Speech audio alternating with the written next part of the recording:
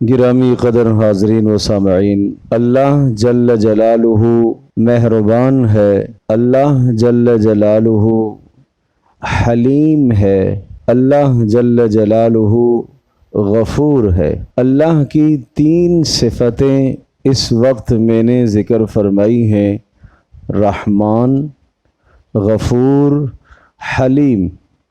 رحمان کا معنی ہے بہت بڑا مہربان، اتنا بڑا مہربان جس کی مہربانی، جس کا لطف، جس کا کرم جوش مار رہا ہو۔ جیسے ہم کوئی تیز سیلاب، دریا، سمندر کی موج دیکھتے ہیں، اس میں کیا طغیانی اور جوش ہوتا ہے، اس طرح سے لفظ رحمان کا معنی جس کی رحمت بے پناہ جوش مارنے والی ہو، بے انتہا جوش مارنے والی، جس کی بخشش اور مغفرت۔ اور پھر لفظ رحیم کہ اللہ تبارک و تعالی رحمان بھی ہے اور رحیم بھی ہے، اس کی رحمت میں جو جوش ہے اور اپنے بندوں پر اس کی رحمت کا فیضان جو ہے وہ عارضی نہیں ہے، وہ دائمی بھی ہے، ہمیشہ ہمیشہ ہے۔ اتنا بڑا مہربان۔ پھر اللہ تبارک و تعالی حلیم بھی ہے۔ حلم اللہ کی صفت ہے۔ حلم کا معنی کیا ہے؟ برداشت، تحمل، بردباری، جلد سزا نہ دینا، جلد گناہ پر مواخذہ نہ کرنا، یہ اللہ کا حلم ہے، حلیم ہے، تحمل، بردباری ہے اس کی، جس کی وجہ سے گناہ پر جلدی بندے کا مواخذہ نہیں کرتا۔ کیوں؟ مہلت دیتا ہے، وہ مہلت دیتا ہے اس لیے کہ وہ غفور ہے، بخشنے والا مہربان ہے۔ وہ یہ چاہتا ہے کہ میرا بندہ جب میرے پاس آئے اس دنیا سے کٹ کر، اور موت جب اس پر طاری ہو، اور جب یہ میرے پاس آئے تو یہ میرا مہمان بن کر میرے پاس لایا جائے، میرا مجرم بنا کر میرے پاس نہ لایا جائے۔ اس لیے وہ چاہتا ہے کہ بندہ اس دنیا میں اپنے گناہوں کی معافی مانگتا رہے، اور جب بندے نے گناہ کیا اس گناہ پر اس نے فوری انتقام نہیں لیا، فوری نہیں گرفت فرمائی، فوراً نہیں پکڑا، بلکہ مہلت دی، اس لیے کہ اس کے حلم کا تقاضا ہے، اس کی مغفرت کا تقاضا ہے، اس کے غفور اور رحیم ہونے کا تقاضا ہے کہ وہ بندوں کو مہلت دے کہ بندے توبہ کر لے۔ پھر گاہے بگاہے اللہ پاک ایسے دن لاتا ہے کہ جن دنوں میں نیکیوں کی قیمت بڑھ جاتی ہے، جن دنوں میں بخشش کے لیے، مغفرت کے لیے کوئی ہاتھ پھیلائے تو اس کی مغفرت لازمی ہو جاتی ہے، اور ان دنوں میں نیکیوں کی قدر و منزلت بڑھا دی جاتی ہے۔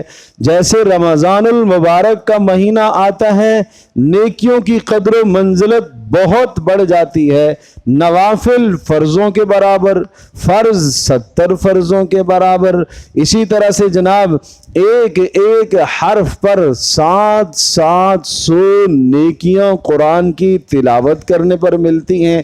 اللہ نے وہ نیکیوں کا سیزن بنا دیا، اللہ نے بخشش اور مہربانی کا موقع فراہم کر دیا کہ میرے گناہگار بندے، میرے نافرمان بندے جنہوں نے اپنی زندگیوں کو گناہوں سے آلود اور گندا کر لیا ہے، وہ اس مبارک مہینے میں آ جائیں اور میرے دربار میں توبہ کر لیں تاکہ میں ان کے گناہوں کو معاف کروں۔ اور ان کو نہیں پتا کہ ان کی موت کا دن کون سا ہے، کون سے دن انہوں نے میرے پاس آنا ہے، جب میں چاہوں گا انہیں بلا لوں گا۔ جب اس بندے کو نہیں پتا تو اس بندے کو چاہیے کہ یہ ہر وقت اپنی توبہ پکی رکھے اور اپنے رب سے اپنے گناہوں کی معافی مانگتا رہے۔ اس کے لیے رمضان المبارک کے مہینے سے پہلے اللہ پاک نے ایک رات عطا فرمائی ہے، شعبان کی 15ویں رات۔ اس کو ہم کہتے ہیں شب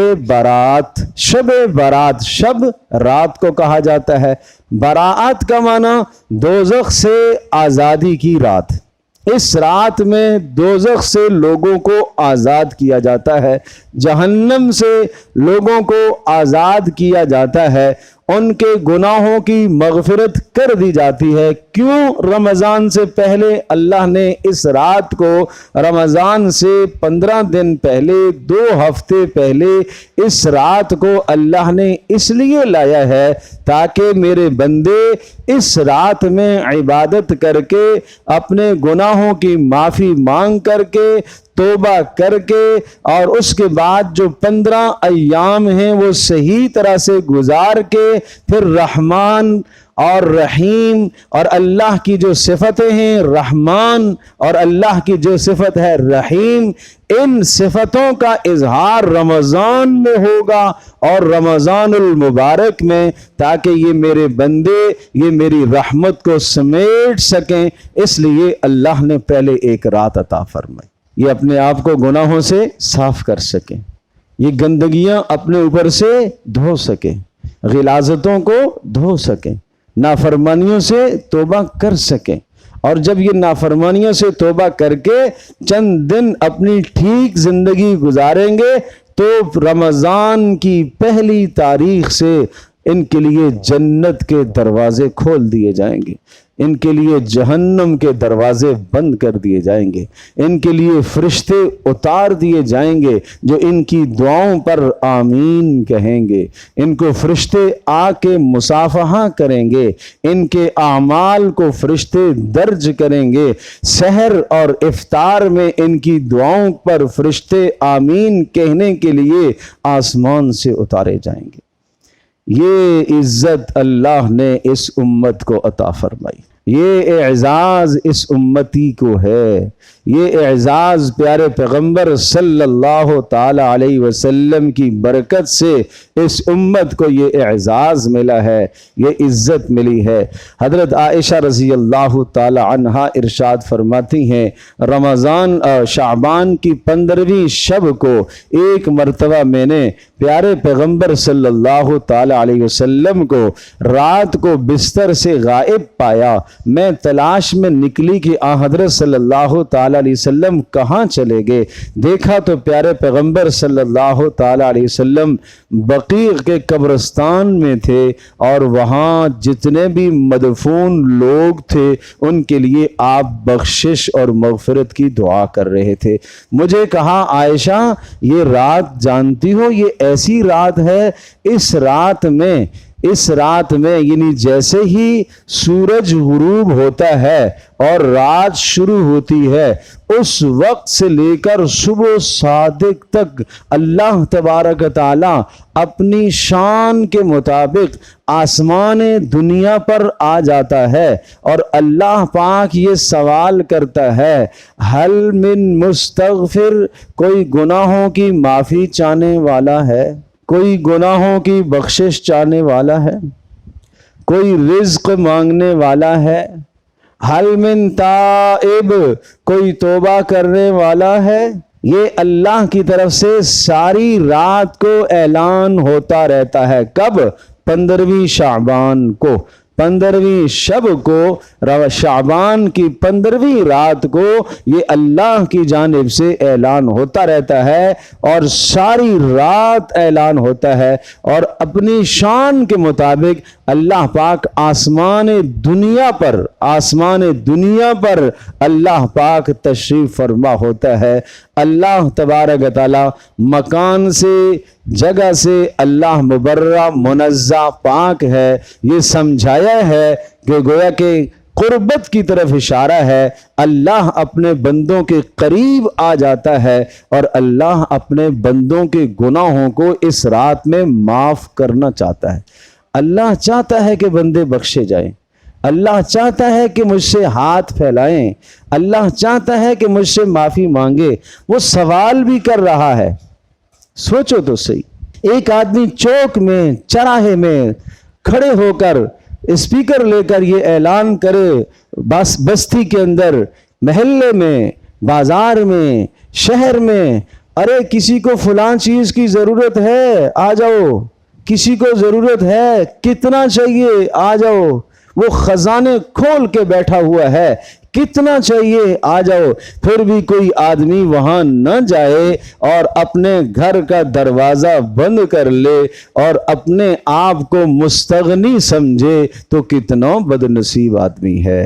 اللہ پاک آواز لگائے، کوئی ہے توبہ کرنے والا، کوئی ہے گناہوں کی معافی مانگنے والا، کوئی ہے رزق چاہنے والا، کوئی کسی مشکل میں پھنسا ہوا ہے، یہ اللہ کی طرف سے آواز لگتی ہے۔ لیکن انسان غافل اگر اس رات میں بھی سویا ہوا ہے، اس رات میں بھی گناہوں میں مبتلا ہے، نافرمانیوں میں مبتلا ہے، تو اس جیسا بد نصیب پھر کون ہوگا؟ تو آپ نے قبرستان میں جا کر بخشش اور مغفرت کی دعا فرمائی ہے، اور اسی طرح سے رات کو نفلی عبادت کی ہے، اور تیسرا اگلے دن کا روزہ رکھا ہے۔ شعبان کا روزہ، شعبان کے مہینے کے روزے کثرت سے آپ رکھا کرتے تھے۔ یہ رمضان المبارک کے مہینے کی تیاری ہے۔ یہ کیا ہے؟ یہ رمضان المبارک کے مہینے کی تیاری ہے۔ تو گویا خلاصہ یہ ہوا کہ پیارے پیغمبر صلی اللہ تعالی علیہ وسلم سے شعبان کی 15ویں شب کو یا شعبان کی 15ویں کو 3 اعمال آپ سے ثابت ہیں، صرف 3 اعمال۔ اللہ کے نبی صلی اللہ تعالی علیہ وسلم اپنی امت پر شفیق تھے۔ کوئی ایسا عمل امت کے فائدے کے لیے ہوا آپ نے نہیں چھوڑا، آپ نے اسے ضرور بیان فرمایا، آپ نے اسے ضرور بیان فرمایا۔ تو کیا 3 اعمال ہیں؟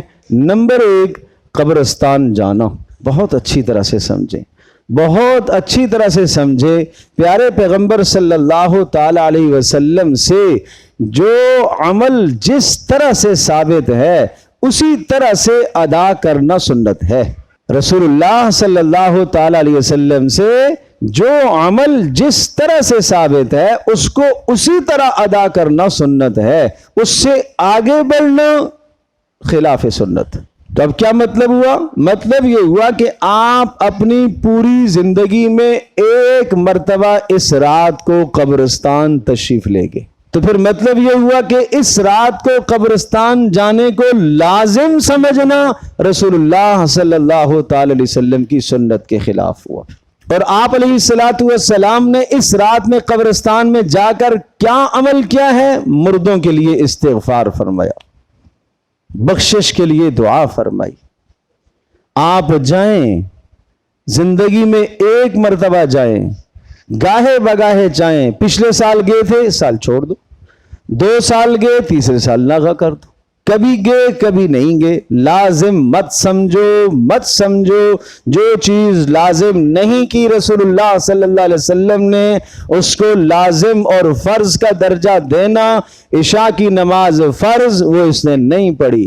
اگلے دن فجر فرض، وہ اس نے نہیں پڑھی۔ لیکن رات کی قبرستان میں گیا، اس نے پتیاں بھی ڈالیں، اور اس نے جناب چادر بھی چڑھائی، اور اس نے پھولوں کا بھی چھڑکاؤ کیا۔ مجھے بتاؤ پیارے پیغمبر صلی اللہ تعالی علیہ وسلم کی سنت اور آپ کے بتلائے ہوئے عمل سے آگے کیوں بڑھا ہے؟ یہ اسی کا نام بدعت ہے، اسی کا نام بدعت ہے۔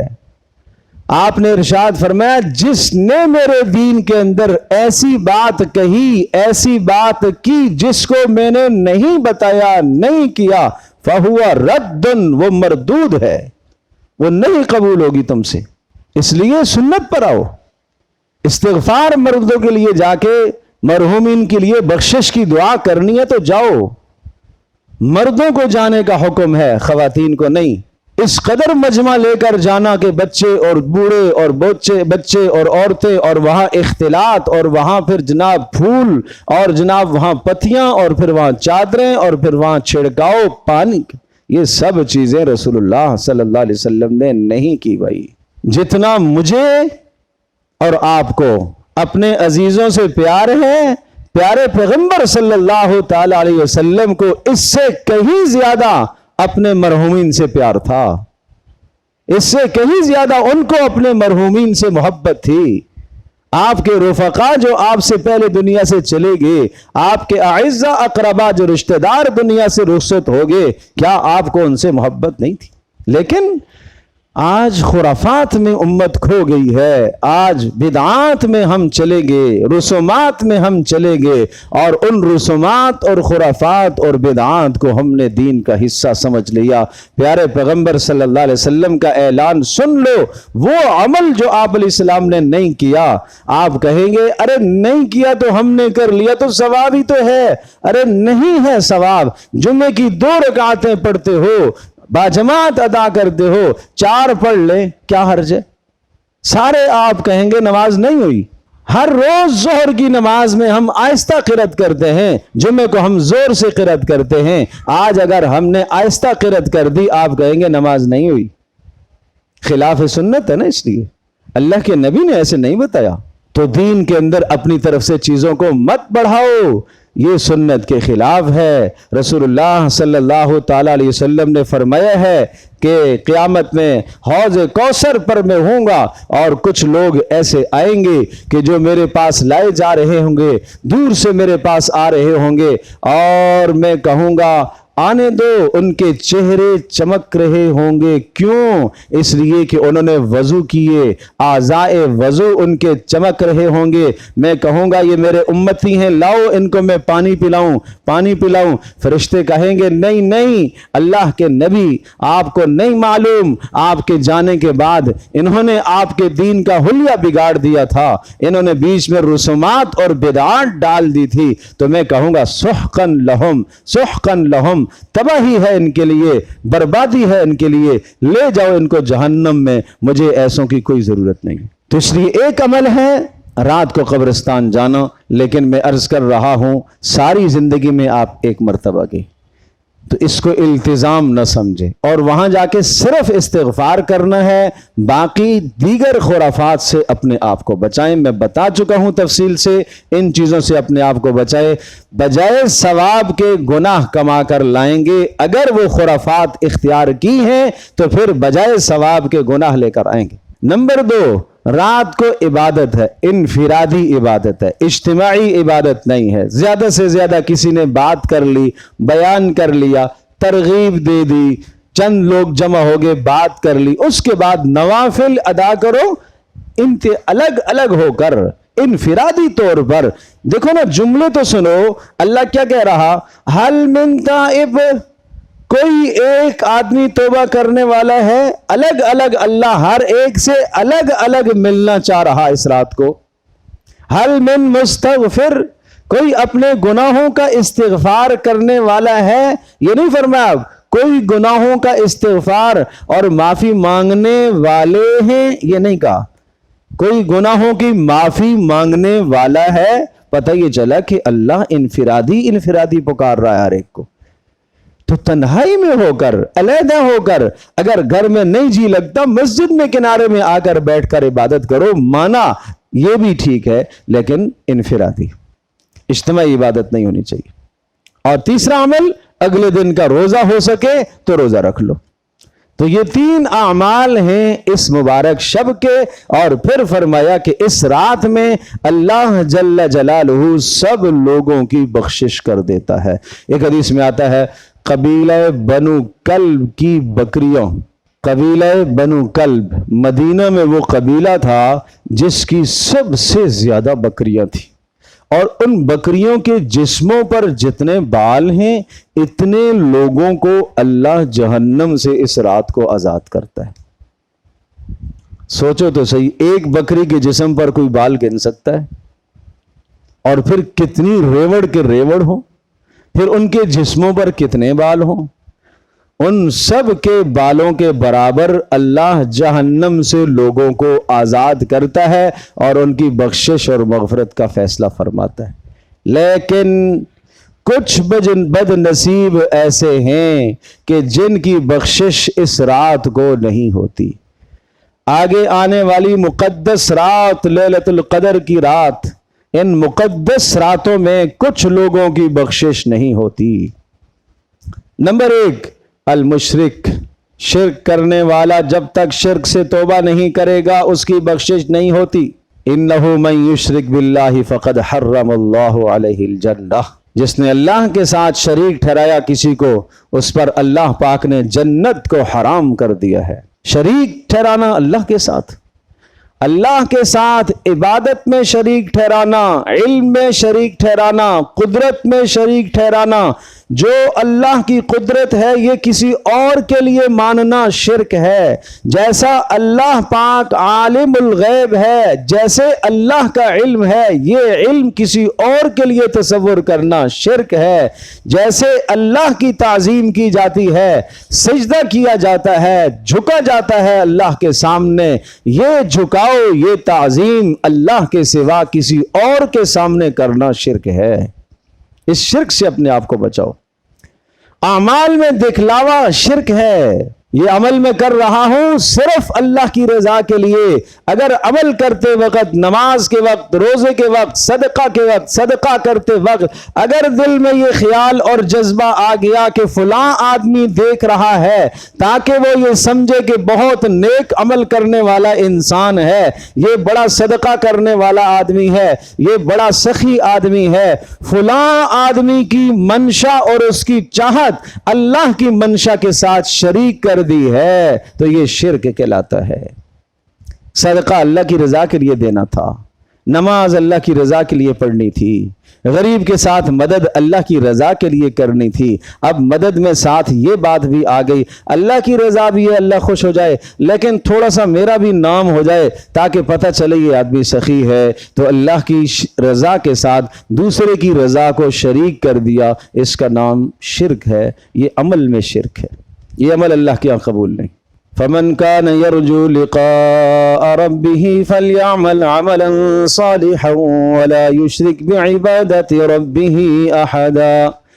جو آدمی یہ چاہتا ہے، جس کا یہ ایمان ہے، جس کا یہ یقین ہے کہ اسے اللہ سے ملنا ہے، اسے اللہ کے پاس پیش ہونا ہے، وہ عمل خالص لے کے آئے۔ فمن كان يرجو لقاء ربه فليعمل عملا صالحا، خالص عمل لے کر آئے۔ ولا يشرك بعبادة ربه احدا، اس اللہ کے ساتھ اس کی عبادت میں کسی کو شریک نہ ٹھہرائے۔ تو مشرک کی بخشش نہیں ہوگی جب تک وہ شرک سے توبہ نہیں کرے گا۔ نمبر 2، عاق الوالدین، ماں باپ کا نافرمان، ماں باپ کا نافرمان نہیں بخشا جائے گا اس رات کو جب تک ماں باپ سے اپنی غلطی کی معافی ماں باپ سے نہیں مانگے گا، نہیں بخشا جائے گا۔ عاق الوالدین، عاق الوالدین، ساری رات عبادت کرتا رہے، اگر ماں باپ اس سے راضی نہیں ہیں نہیں بخشا جائے گا۔ اس لیے میرے عزیز، میرے دوست، میرے جوان، دیکھ لے، اگر ماں باپ ناراض ہیں تو ماں باپ کو راضی کر لو بھائی۔ یہ وہ معاذ ہے، یہ وہ جگہ ہے جہاں شکست کھانا جیتنا ہے، جہاں نیچے ہونا ہی جیت ہے۔ ماں باپ کی آواز سے آواز اونچا کرنا کوئی جیت نہیں ہے بھائی، کوئی جیت نہیں ہے۔ یہاں آواز کو پست رکھنا جیت ہے، یہاں جھک جانا ہی جیت ہے۔ نہ بحث مباحثہ کرو ماں باپ کے ساتھ، زیادتی بھی کر لیں درگزر کر لو، ظلم بھی کر لیں درگزر کر لو، معاف کر دو۔ وَإِن ظَلَمَا، اے اللہ کے رسول، ماں باپ نے ظلم کیا تو پھر کہا وَإِن ظَلَمَا، ظلم کرے جب بھی تو نے نیکی کرنی ہے ان کے ساتھ، پھر کہا وَإِن ظَلَمَا، اللہ کے رسول اگر ماں باپ ظلم کریں، پھر فرمایا وَإِن ظَلَمَا، اگرچہ وہ ظلم کریں تیرے لیے ظلم کرنا ان کے ساتھ جائز نہیں۔ اس لیے ماں باپ کے حقوق ادا کرو۔ وَاخْفِضْ لَهُمَا جَنَاحَ الذُّلِّ مِنَ الرَّحْمَةِ وَقُلْ رَبِّ ارْحَمْهُمَا كَمَا رَبَّيَانِي صَغِيرًا، اپنے آپ کو ان کے سامنے جھکا لو، نیچے کر لو، اور اللہ سے یہ مانگتے رہو، اے اللہ انہوں نے میری بچپن میں تربیت کی ہے، مجھے پالا پوسا یہاں تک پہنچایا، اے اللہ تو ان کی بخشش فرما۔ اور ساری زندگی آپ نے خدمت کی ہے ماں باپ کی، اگر ماں باپ کے مرنے کے بعد ان کے لیے دعا نہیں کی تب بھی آپ نے ماں باپ کا حق نہیں ادا کیا، مرنے کے بعد بھی ان کے لیے دعاؤں کو جاری رکھنا ہے۔ یہ رشتہ ناتا ایسا ہے یہ رشتہ ناتا ختم ہونے والا نہیں ہے، ماں باپ چلے گئے تو اب آپ کے رشتے ختم ہو گئے، نہیں بھائی نہیں۔ تو اس لیے عاق الوالدین، ماں باپ کے نافرمان کی بخشش بھی نہیں ہوتی۔ ہاں اگر ماں باپ دنیا سے ناراض چلے گئے، اسلام میں پھر بھی حل موجود ہے، اسلام میں پھر بھی حل موجود ہے۔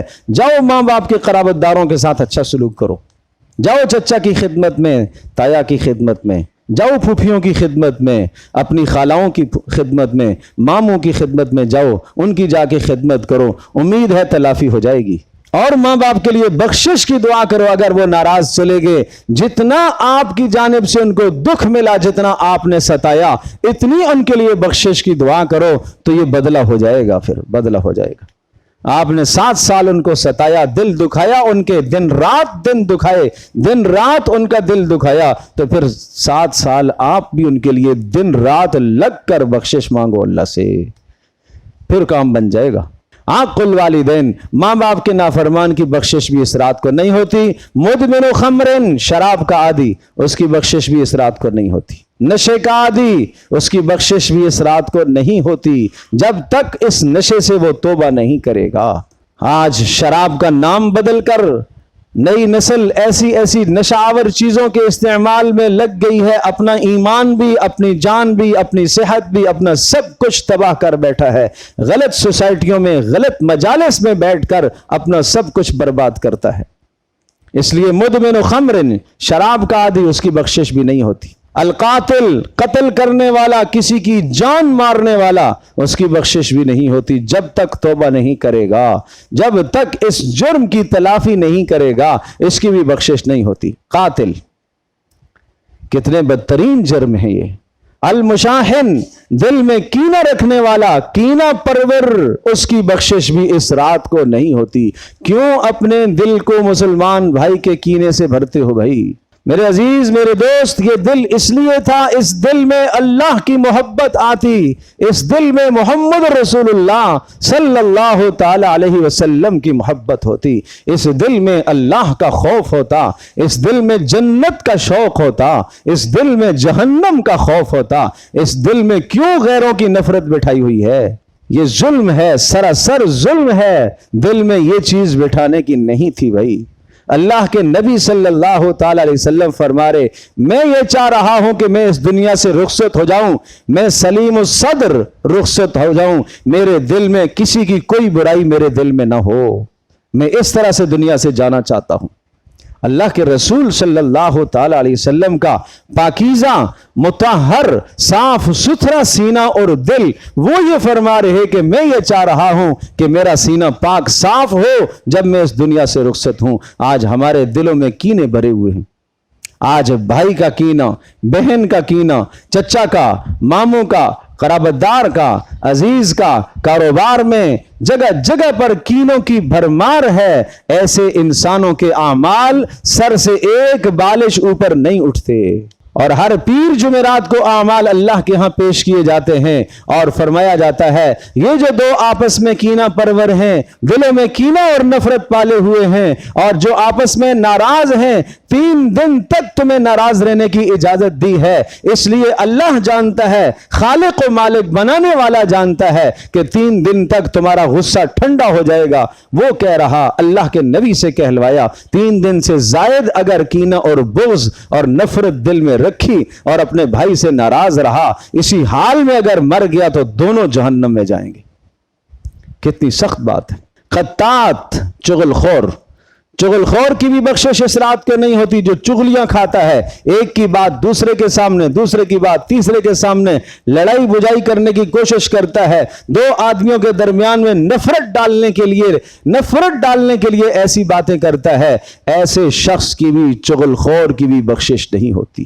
مسبل الازار، بہت بہت بہت چھوٹا گناہ سمجھتے ہو بھائی، بہت چھوٹا گناہ سمجھتے ہو بھائی، اور جب اس گناہ سے روکا جاتا ہے تو طنزیہ جملے سننے کو ملتے ہیں۔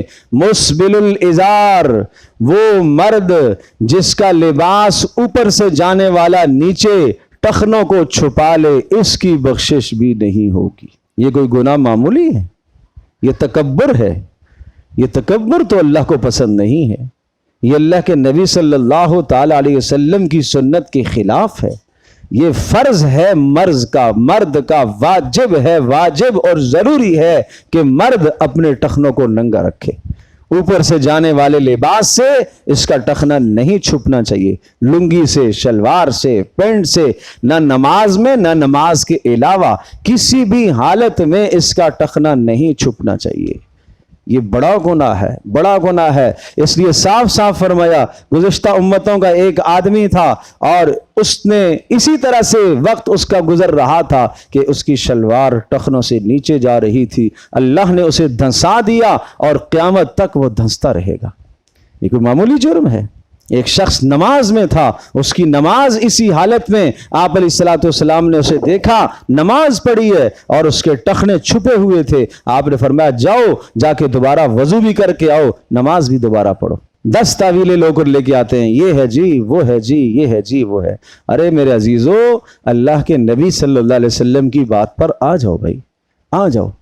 تو یہ 7 قسم کے لوگ ایسے ہیں جن کی بخشش اس مقدس رات میں نہیں ہوتی، باقی سب کی بخشش اور مغفرت ہو جائے گی۔ تو اگر ان 7 گناہوں میں سے کوئی گناہ ہماری زندگی میں ہے تو میں اور آپ اگر ہم چاہتے ہیں کہ ہماری بخشش کا فیصلہ ہو جائے اور ہم محروم اور بد نصیب بن کر نہ رہیں، تو پھر آئیے دل میں بھائی توبہ کر لو، دل میں توبہ کر لو کہ یا اللہ میری توبہ، اللہ اتنا مہربان ہے، اللہ اتنا کریم ہے، وہ یہ نہیں چاہتا کہ آپ اپنا گناہ سب کے سامنے ظاہر کر کے اور اعلان سب کے سامنے کہو کہ میں توبہ، آپ دل میں کہہ دیں گے اے اللہ میری سچی توبہ، اللہ اس توبہ کو بھی قبول کر لے گا، اللہ اس توبہ کو بھی قبول کر لے گا، ایسا مہربان مالک ہے۔